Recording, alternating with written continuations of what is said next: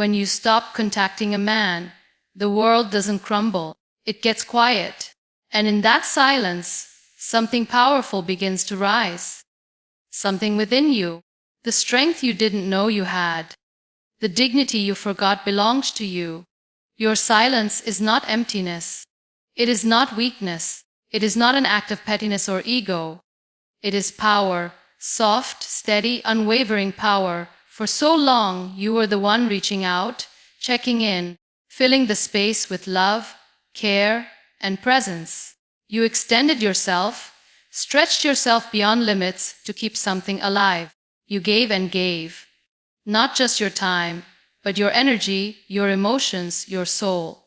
And often, it felt like you were calling out into a canyon, waiting for an echo that never came back. But still, you stayed hoping. Still, you tried. Still, you texted first. Still, you forgave before being asked. You were the bridge, always. Until one day you weren't. That day when you stopped reaching out. Not in anger, not to provoke, but from a place of deep exhaustion and quiet self-respect. Something shifted. Not in him, but in you. You realized you are not meant to chase someone who is running away. You are not meant to convince anyone to see you, to choose you, to value you. That realization is painful, but it is liberating, and that silence you offer, it becomes your sanctuary. And maybe he notices, maybe not right away, but eventually, because absence is louder than presence when it carries truth. He may not understand it at first. He may think you're playing games, but over time, he starts to feel the difference.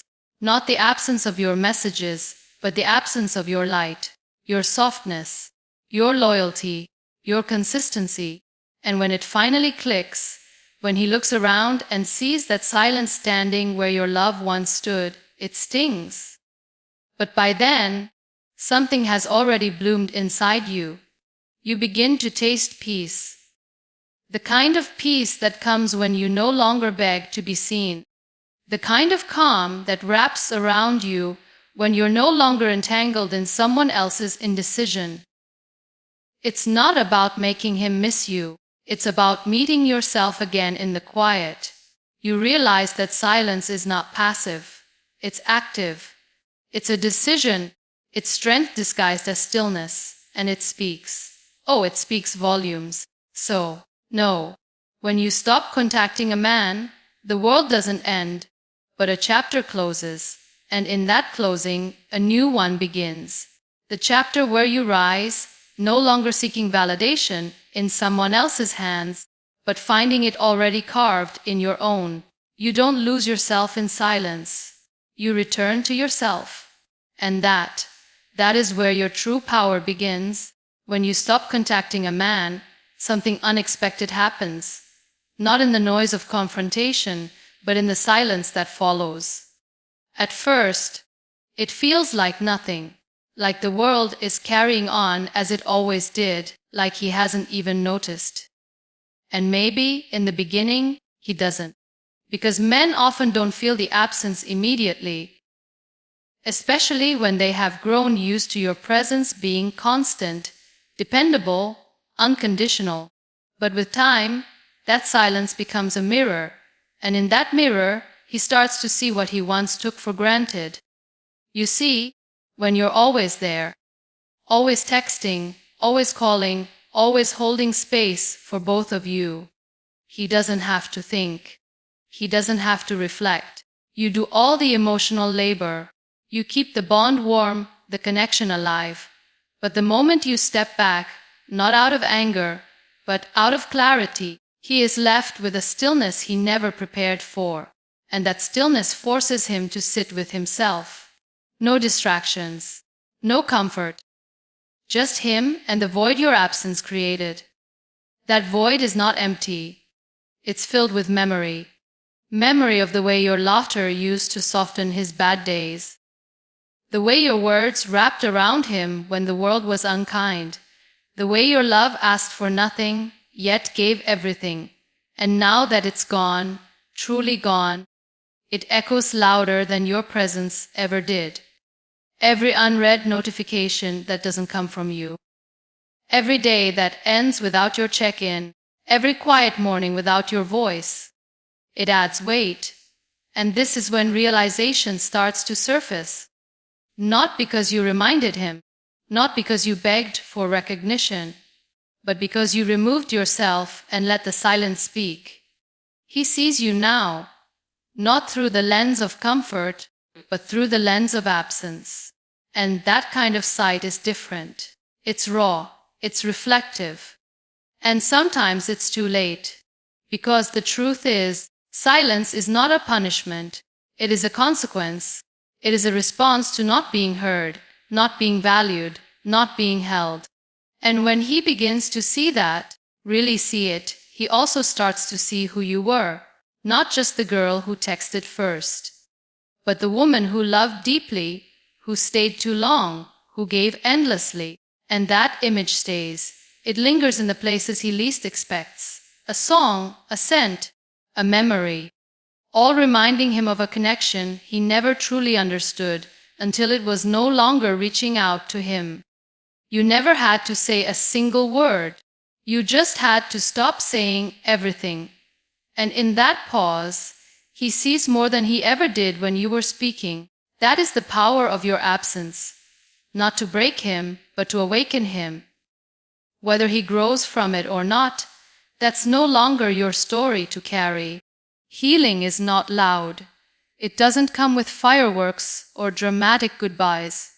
It doesn't come from trying to make someone feel what you felt. It comes quietly, almost invisibly, in the spaces where you choose peace over chaos, where you choose silence over another unanswered message. When you stop contacting a man, it's not about revenge. It's not a strategy to make him miss you. It's not about proving a point or winning a game. It's about something far deeper, your self-respect. You stop reaching out not because you no longer care, but because you finally care about yourself enough to stop. You realize that chasing someone who doesn't meet you halfway is not love, it's self-abandonment. And so you begin to pull back, not as a weapon, but as a shield. You choose yourself, not out of bitterness, but out of clarity, because there comes a time when continuing to reach out feels like begging for crumbs of attention when you deserve the whole loaf. There comes a time when the silence feels softer than the anxiety of waiting for a reply that may never come. This is where healing begins, not when he apologizes, not when he realizes your worth, but when you no longer need him to, when your heart is no longer waiting for someone to give you closure because you gave it to yourself. Healing is not needing to be heard by the person who once ignored you. It's understanding that your truth still matters, even in their silence. And it's not easy. It's not clean. You will have days when you reach for your phone out of habit. Days when your mind replays every conversation, every laugh, every good morning text. But then you'll remember the nights you cried yourself to sleep, the messages left on read, the emotional exhaustion of always being the one trying, and that memory will guide you back, not to him, but to you, to the woman who is finally learning that love should never cost her her peace. You begin to notice small changes. You breathe easier. Your shoulders relax. You don't check your phone as much. You start doing things for yourself, things that have nothing to do with him. Your world, which once revolved around his presence, starts spinning on its own axis again. You rediscover your own rhythm, your own light, your own value. Healing does not mean you forget. It means you remember without pain. It means you honor what was without staying stuck in what can no longer be. And slowly, with each quiet day, with each choice to not go back, you grow stronger. You rise, not because he came back, but because you came back to yourself. And that kind of healing, that is not about him at all. That is about you remembering who you were before the world taught you to shrink. When you stop contacting a man, it's not just a shift in communication. It's a powerful lesson that speaks louder than words ever could. Sometimes, the deepest lessons are not learned through what we say, but through the spaces we leave.